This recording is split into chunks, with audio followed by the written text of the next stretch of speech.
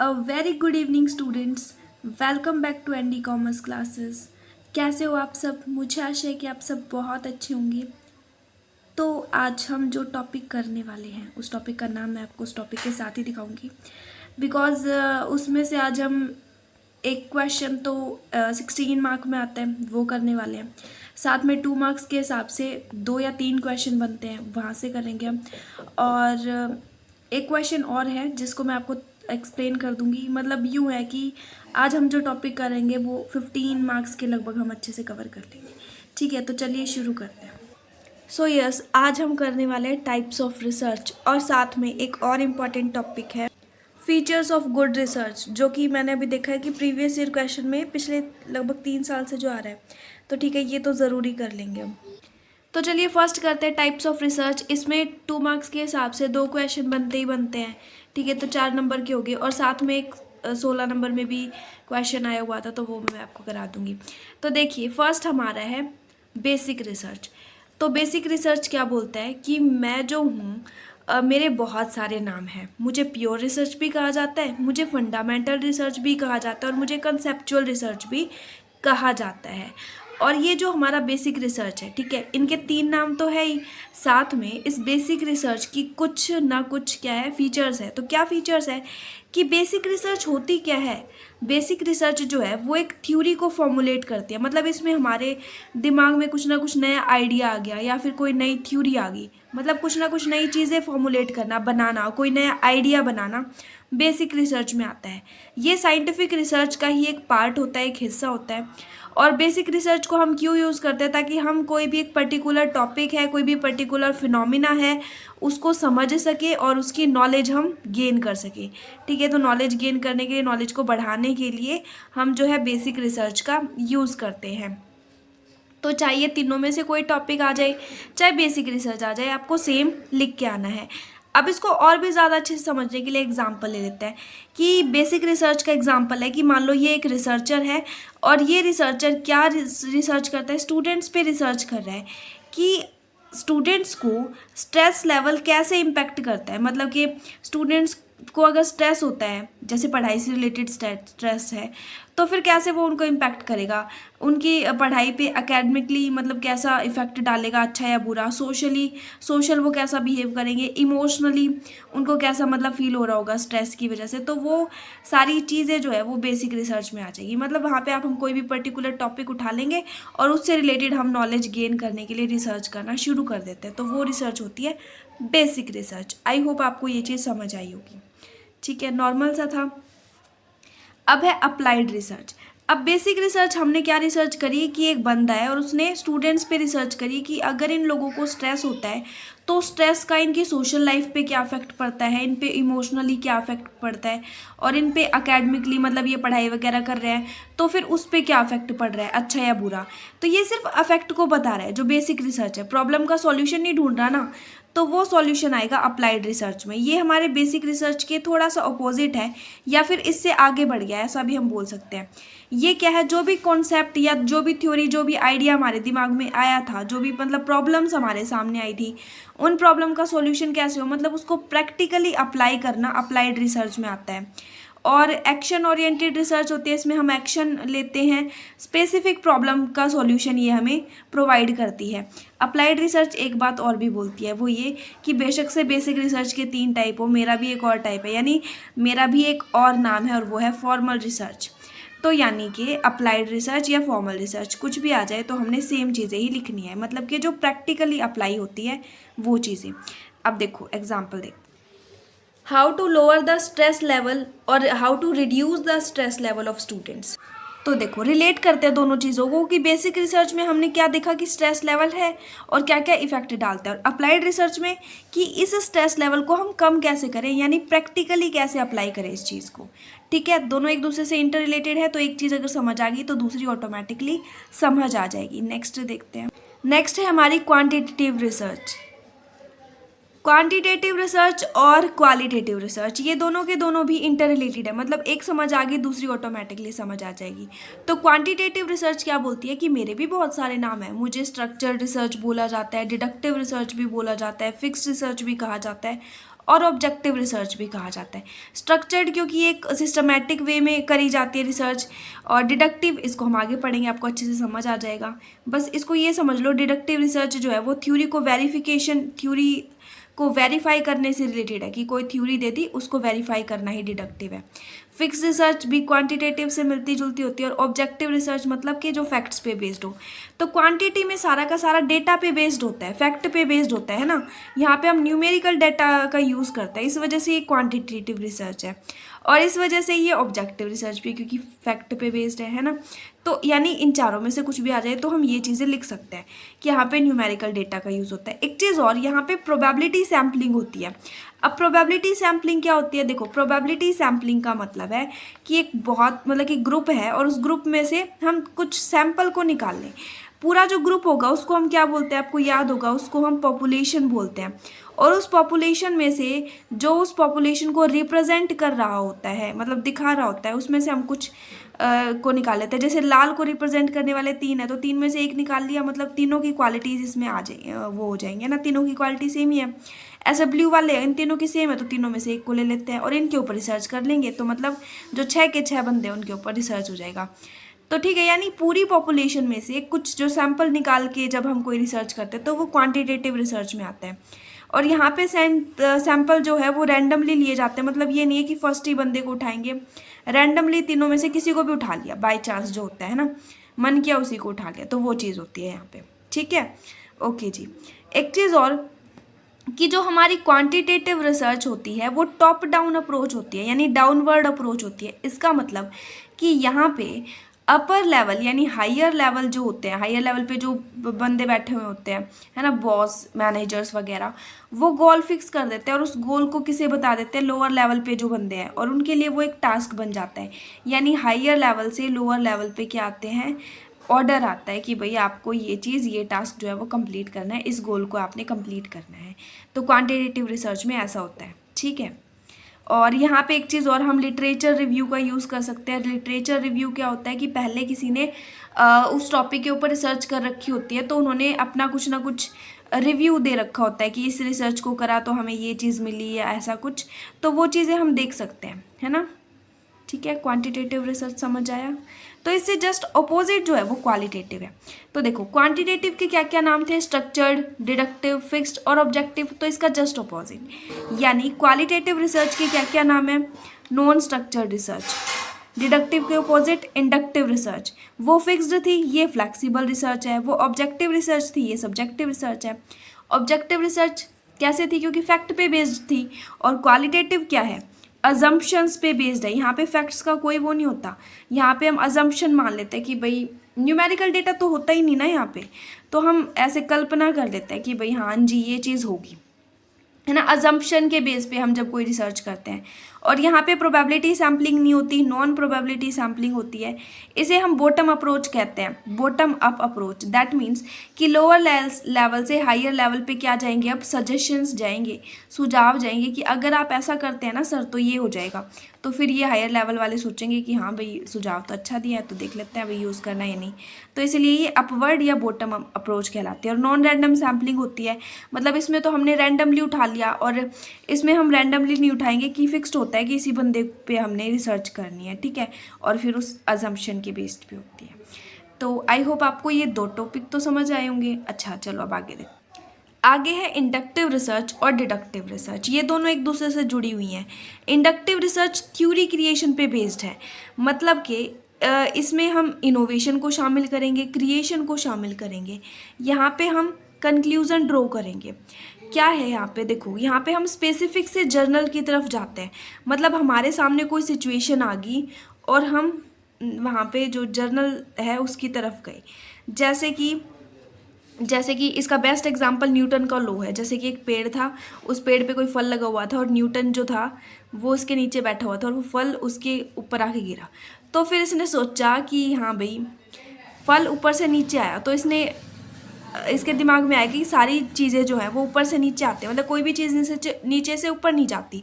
यानी एक स्पेसिफिक घटना हुई और उसने एक जर्नल बात बना ली कि भाई कोई भी चीज़ अगर हम ऊपर फेंकेंगे तो वो नीचे आएगी।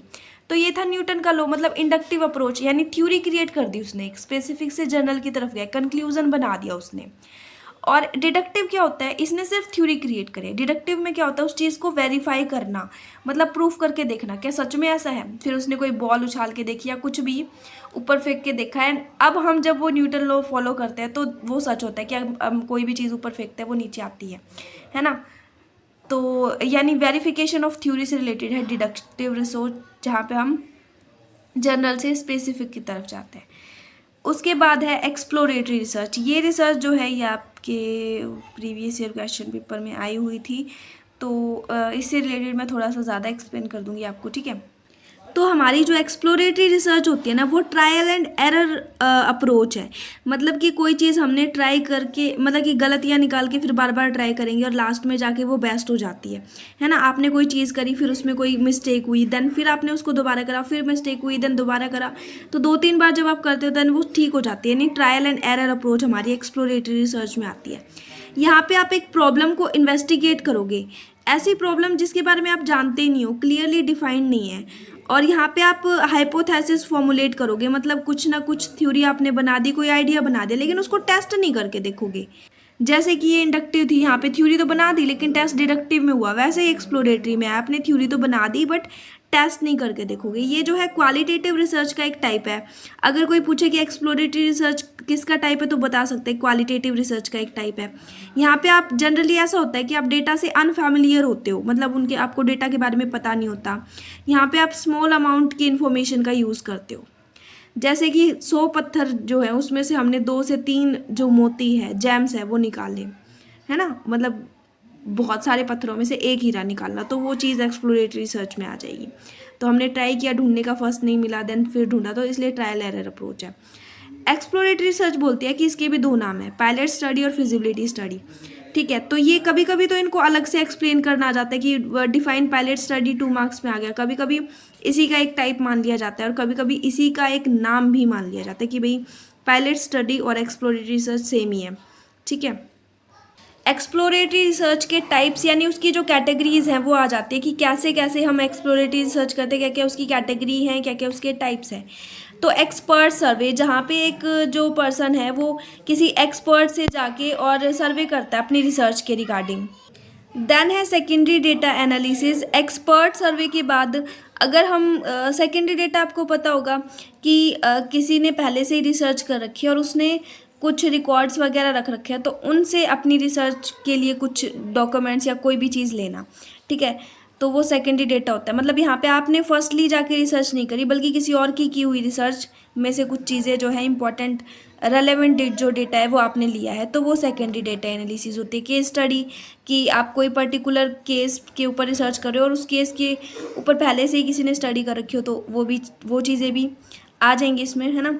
और किसी का आप डेप्थ इंटरव्यू लेते हो, जैसे एक्सपर्ट सर्वे ही हो गया, तो उससे रिलेटेड है कि आप किसी का इंटरव्यू ले रहे हो, तो वो भी आपकी रिसर्च में, एक्सप्लोरेटरी रिसर्च में शामिल हो जाएगा। लिटरेचर रिव्यू को भी हम इसमें शामिल करते हैं। अब इसमें एक वर्ड आया था पायलट स्टडी, जो कि बहुत इंपॉर्टेंट है। क्या है पायलट स्टडी? पायलट स्टडी एक स्मॉल स्केल पे की जाती है और एक्चुअल रिसर्च प्रोडक्ट आपने करना है, तो डायरेक्ट आप एक्चुअल रिसर्च नहीं कर लोगे। जैसे मान लो कोई कंपनी है, उसको अपना प्रोडक्ट बेचना है, डायरेक्ट तो जाके बेच नहीं देगी, है ना, कि और जाते ही वो बिक जाए। तो वो उसका एक जो सैंपल है ना, वो पहले मार्केट में लेके आते हैं, फिर देखते हैं कि लोग उसे खरीदेंगे या नहीं खरीदेंगे। खरीदते हैं तभी उस प्रोडक्ट की और जो है वो बनाती है, अदरवाइज नहीं बनाती। तो इसलिए स्मॉल स्केल पे ट्रायल करना किसी चीज़ का, ठीक है, वो पायलट स्टडी कहलाता है। Okay. Then descriptive research. Descriptive का मतलब होता है डिस्क्राइब करना। कोई भी रिसर्च या कोई भी स्टडी आप कर रहे हो, जिस भी रिसर्च को आप कर रहे हो, तो उसको अच्छे से जो डिस्क्राइब कर दे, उसकी कैरेक्टरिस्टिक्स को जो बता दे, वो डिस्क्रिप्टिव रिसर्च होती है। यहाँ पे आपको बहुत सारे वेरिएबल मिलेंगे, कोई भी जो कंट्रोल नहीं हो पाएगा वेरिएबल पे। दैट मीन्स कि आपको काफ़ी सारी चीज़ें मिलेगी, आप उनको डिस्क्राइब करते जाओगे। और useful when not much is known yet about the topic. Descriptive research तब यूज़फुल होती है जब आपको किसी टॉपिक के बारे में पता नहीं होता, क्योंकि आप जो है एक टॉपिक को सर्च करोगे, देन उससे रिलेटेड 2 और टॉपिक्स आएंगे, है ना, तो वहाँ पे ये यूज़फुल होती है। जैसे कि आप सर्वे करते हो, जनगणना वगैरह करते हो, है ना, कोई चीज़ ऑब्जर्व करते हो, आप किसी केस की स्टडी करते हो, तो वहाँ पे जैसे आपने देखा होगा पुलिस या फिर सीआईडी वगैरह करती है ना केस स्टडी, तो मतलब कि आप कोई भी चीज़ कर रहे हो तो फिर उसको बहुत ज़्यादा उसकी कड़ियाँ खुलती चली जाती है, तो that is called descriptive research, ठीक है। देन हमारा कोजल रिसर्च। कोजल रिसर्च जो होता है वो कोज और इफेक्ट के बीच रिलेशनशिप को डिटरमाइन करता है कि कोई चीज़ हुई है तो उसके दो ही चीज़ें हो सकती है ना, कि उस चीज़ के होने के पीछे कारण क्या रहा, क्यों हुई वो, और वो चीज़ जो हुई है उसका इफेक्ट क्या हुआ, मतलब रिजल्ट क्या आया। तो कोज और इफेक्ट पे जो डिपेंड करे वो होती है कोजल रिसर्च। इसमें दो वेरिएबल होते हैं, एक डिपेंडेंट एक इंडिपेंडेंट। जैसे स्मोकिंग कोजिंग लंग कैंसर, तो स्मोकिंग की वजह से लंग कैंसर होता है, यानी जो लंग कैंसर है वो डिपेंडेंट है, यानी किस पे डिपेंड करता है, स्मोकिंग के ऊपर। ये तो इंडिपेंडेंट फैक्टर है, ठीक है। तो यहाँ पे दो फैक्टर होंगे, एक डिपेंडेंट एक इंडिपेंडेंट। और जो डिपेंडेंट फैक्टर होता है वो इंडिपेंडेंट फैक्टर पे क्या करता है, निर्भर करता है, डिपेंड करता है। तो ये हो गया स्मोकिंग, कोज हो गया जिसकी वजह से इफेक्ट क्या हुआ, कैंसर, ठीक है। अब है एक्सपेरिमेंटल रिसर्च। एक्सपेरिमेंटल रिसर्च भी कोजल रिलेशन से ही रिलेटेड होती है। यहाँ पे भी दो ही वेरिएबल होते हैं, एक डिपेंडेंट एक इंडिपेंडेंट। लेकिन एक चीज़ है कि ये रैंडमाइजेशन पे बेस्ड होती है, यानी इसमें हम जो फैक्टर चुनेंगे वो रैंडमली चूज़ करेंगे, ठीक है। अब है क्वाजी एक्सपेरिमेंटल रिसर्च। अभी हमने एक्सपेरिमेंटल पढ़ा जो कि रैंडमाइजेशन पे बेस्ड होती है। क्वाजी जस्ट अपोजिट, वो रैंडमाइजेशन पे बेस्ड नहीं होती। यहाँ पे हम रैंडम जो डेटा है उसको सिलेक्ट नहीं करेंगे, यानी हम क्या बोल सकते हैं, जो हमारा क्वाजी एक्सपेरिमेंटल रिसर्च है वो एक कंप्लीटली एक्सपेरिमेंटल रिसर्च नहीं होता, ठीक है। बस इसके दो ही फीचर्स हैं, मतलब जो एक्सपेरिमेंटल अगर आपने समझ ली तो उसके जस्ट अपोजिट आप क्वाजी एक्सपेरिमेंटल को लिख सकते हो। देन आपका है exposed facto research. Exposed facto research कौन सी होती है, जब इन्वेस्टिगेशन, मतलब जब आप इन्वेस्टिगेशन उस टाइम स्टार्ट करोगे जब आपने एक्चुअल रिसर्च स्टार्ट करी ही ना हो। देखो क्या लिख रखा है, investigation start after the fact incident study has occurrence. जब कोई भी स्टडी जो है वो थोड़ी बहुत आ चुकी है अस्तित्व में, उसके बाद आप इन्वेस्टिगेशन स्टार्ट करते हो तो एक्सपोज्ड फैक्टो कहलाती है। अच्छा देखो, तो क्या है, जैसे कि एक्सपोज्ड फैक्टो का बेस्ट एग्जांपल है अर्थक्वेक। अर्थक्वेक आ लिया, देन उसके बाद आप इन्वेस्टिगेशन करते हो तो वो आ गया एक्सपोज्ड फैक्टो रिसर्च में। समझ आया एक्सपोज्ड फैक्टो रिसर्च क्या होती है, कि जब कोई चीज़ घट चुकी है, कोई घटना घट गई, कोई इंसिडेंट घट गया, तो उसके बाद आप इन्वेस्टिगेशन स्टार्ट करते हो तो वो एक्सपोज्ड फैक्टो कहलाती है। जैसे अर्थक्वेक आ गया, उसके बाद आपने देखा कि भाई क्या क्या हुआ है, तो फिर उस चीज़ पर आप रिसर्च कर रहे हो। देन है क्रॉस सेक्शनल स्टडी और लॉन्गिट्यूडनल स्टडी, जो कि आ जाता है कई बार। तो क्रॉस सेक्शनल लॉन्गिट्यूडनल सेम सा है, थोड़ा सा डिफरेंस है। देखो क्या है, क्रॉस सेक्शनल स्टडी में क्या होता है, डिफरेंट ग्रुप्स होते हैं और आप सेम टाइम पे स्टडी कर रहे हो। मतलब एक टाइम है, कोई भी टाइम लगा लो, ऐसा नहीं बोल रहे सुबह दोपहर शाम का, नहीं। जैसे कि कोई भी फिक्स टाइम है तो आप उस टाइम पे उसको स्टडी कर रहे हो। जैसे कि 2020 में आपने स्टडी करी, इस ग्रुप की भी आपने स्टडी करी, इस ग्रुप की भी आपने स्टडी करी, इस ग्रुप की भी, तीनों में डिफरेंस करा और फाइंड आउट करा अपनी रिसर्च का जो भी कंक्लूजन है वो। और लॉन्गिट्यूडनल क्या होता है कि ग्रुप तो सेम ही रहेगा लेकिन टाइम अलग अलग होगी। जैसे इसी ग्रुप पे हमने 2019 पे करी स्टडी, इसी में 2020 में करी और इस पे 2021 में करी, यानी तीन अलग अलग टाइम पे हमने सेम ग्रुप की स्टडी करी, वो लॉन्गिट्यूडनल स्टडी होता है, ठीक है। ओके तो इन दोनों में डिफरेंस भी आ जाता है कभी कभी। सो टाइप्स ऑफ रिसर्च तो यहीं पे ख़त्म होता है, लेकिन देखो इसमें से ज़्यादातर क्वेश्चन पेपर में प्रीवियस में एक तो बेसिक रिसर्च आया हुआ था, एक अप्लाइड रिसर्च आया हुआ था, एक एक्सप्लोरेटरी रिसर्च जो था वो आपका 16 में मार्क्स में आया हुआ था, तो उसको पढ़ जाना भी बहुत अच्छे से। और अभी जो मैं कराने वाली हूँ वो भी आया हुआ था, तो प्लीज़ वो टॉपिक अभी ज़रूर कर लो। Features of a good research, most important topic जो कि 2-3 बार आया हुआ है पेपर में, ठीक है। तो फीचर्स ऑफ गुड रिसर्च, एक अच्छी रिसर्च अगर हम बना रहे हैं तो क्या क्या उसमें फीचर्स होनी चाहिए, क्या क्या क्वालिटीज़ होनी चाहिए। एक तो वो सिस्टमेटिक होनी चाहिए भाई, बहुत ही प्रॉपर वे में, बहुत ही सिस्टमेटिक वे में वो बनी होनी चाहिए। एक चीज़ और क्या, कि उसका जो पर्पज़ है, उस रिसर्च को हम कर क्यों रहे हैं वो क्लियरली डिफाइन होना चाहिए, पता होना चाहिए मतलब। और रिसर्च ऐसे ही नहीं करी जानी चाहिए, रिसर्च का एम जो है वो नॉलेज को डेवलप करना होना चाहिए, फैक्ट पे बेस्ड होनी चाहिए। दैट मीन्स कि हमारी रिसर्च ना ऑब्जेक्टिव हो तो बेस्ट है ना, मतलब यूँ है कल्पनाओं पे बेस्ड ना हो। और प्रॉब्लम सॉल्विंग होनी चाहिए, क्योंकि रिसर्च का मेन मेथड ही यही होता है कि प्रॉब्लम सॉल्व करना। और कोशिश करनी चाहिए कि हम डेटा खुद कलेक्ट करें, यानी फर्स्ट हैंड इन्फॉर्मेशन हो। वैसे तो हम चाहे तो रिलेवेंट डेटा जो हमारा होगा, यानी सेकेंडरी डेटा पे भी हम रह सकते हैं थोड़ा सा निर्भर, लेकिन कोशिश यही करें कि प्राइमरी डेटा हो तो वो गुड रिसर्च मानी जाती है। और अगर सेकेंडरी डेटा हमारा है और वहाँ से हमें कुछ रिलेवेंट इन्फॉर्मेशन मिल रही है तो वो हमें यूज़ कर लेनी चाहिए। रेप्लिकेबल होनी चाहिए, मतलब आप ऐसी रिसर्च बनाओ कि अगर आगे किसी और इंसान कोई रिसर्च कर रहा है तो और अगर उसको ज़रूरत पड़े तो वो आपकी रिसर्च से थोड़ी बहुत हेल्प ले सके।